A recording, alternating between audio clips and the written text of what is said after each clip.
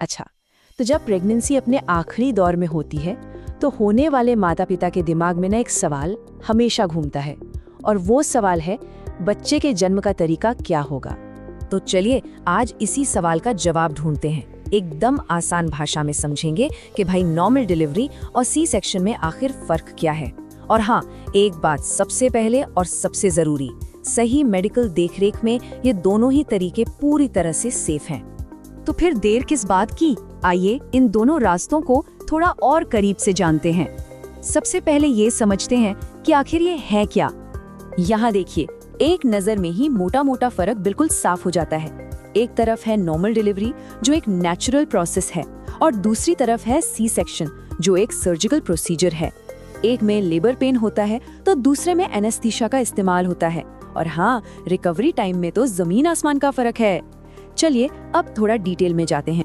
तो normal delivery मतलब vaginal delivery, ये बच्चे के जन्म का कुदरती तरीका है। इसमें बॉडी खुद को तैयार करती है बच्चे को जन्म देने के लिए, और लेबर पेन इसका एक बहुत जरूरी हिस्सा है। इसका सबसे बड़ा प्लस पॉइंट, रिकवरी बहुत तेज होती है और इन्फेक्शन का खतरा भी काफी कम रहता है। अब बात करते हैं सी सेक्शन की।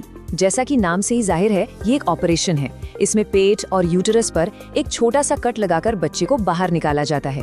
और हाँ, दर्द ना हो इसके लिए एनेस्थीसिया दिया जाता है। ये जानना भी जरूरी है कि सी सेक्शन या तो प्लान्ड हो सकता है या फिर डिलीवरी के टाइम किसी इमरजेंसी में भी करना पड़ सकता है। तो फिर सबसे बड़ा सवाल ये आता है कि डॉक्टर ये फैसला लेते कैसे हैं।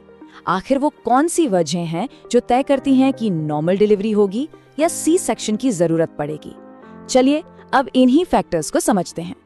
देखिए, जब सब कुछ ठीक ठाक चल रहा हो ना, तो डॉक्टर की पहली पसंद हमेशा नॉर्मल डिलीवरी ही होती है। मतलब अगर प्रेगनेंसी लो रिस्क है, बच्चे की पोजीशन बिल्कुल सही है यानी सिर नीचे की तरफ, लेबर भी नेचुरली आगे बढ़ रहा है, और सबसे जरूरी, माँ और बच्चे दोनों की हेल्थ एकदम स्टेबल है। लेकिन कई बार हालात ऐसे बन जाते हैं कि सी सेक्शन करना ही पड़ता है। जैसे अगर लेबर पेन के बावजूद डिलीवरी आगे नहीं बढ़ रही है, या फिर बच्चे की हार्ट बीट ऊपर नीचे हो रही है जिसे बेबी इन डिस्ट्रेस भी कहते हैं, या मान लीजिए बच्चा उल्टी पोजीशन में है या प्लासेंटा में कोई दिक्कत है, तो ऐसे में माँ और बच्चे की सेफ्टी के लिए सी सेक्शन ही सबसे सेफ रास्ता होता है। अच्छा, डिलीवरी तो हो गई, बच्चा दुनिया में आ गया, लेकिन कहानी यहीं खत्म नहीं होती। इसके बाद का जो सफर है यानी रिकवरी, उसमें दोनों तरीकों में बहुत बड़ा फर्क है, और ये एक ऐसी चीज है जिसके बारे में जानना वाकई बहुत जरूरी है। और ये टेबल इस फर्क को बिल्कुल साफ साफ दिखा रहा है। नॉर्मल डिलीवरी में हॉस्पिटल स्टेज छोटा होता है, चलना फिरना भी जल्दी शुरू हो जाता है, और दर्द भी कुछ ही दिनों में चला जाता है। वहीं दूसरी तरफ सी सेक्शन के बाद हॉस्पिटल में ज्यादा दिन रहना पड़ता है, और पूरी तरह से ठीक होने में 4 से 6 हफ्ते तक लग सकते हैं। आखिर ऑपरेशन जो हुआ है, टांकों की देखभाल भी करनी होती है। तो अब इतनी सारी बातें जानने के बाद हम वापस उसी पहले सवाल पर आते हैं कि बेहतर क्या है, नॉर्मल या सी सेक्शन।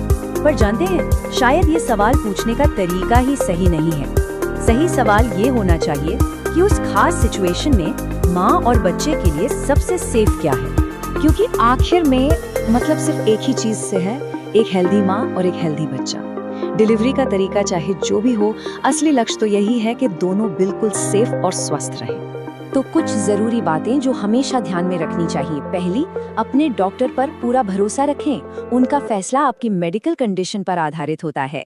दूसरी, दूसरों की बातों में आकर या डर कर कोई फैसला मत लीजिए, अपने सारे चेकअप टाइम पर कराएं। और सबसे जरूरी बात याद रखें कि हर प्रेगनेंसी अपने आप में यूनिक होती है।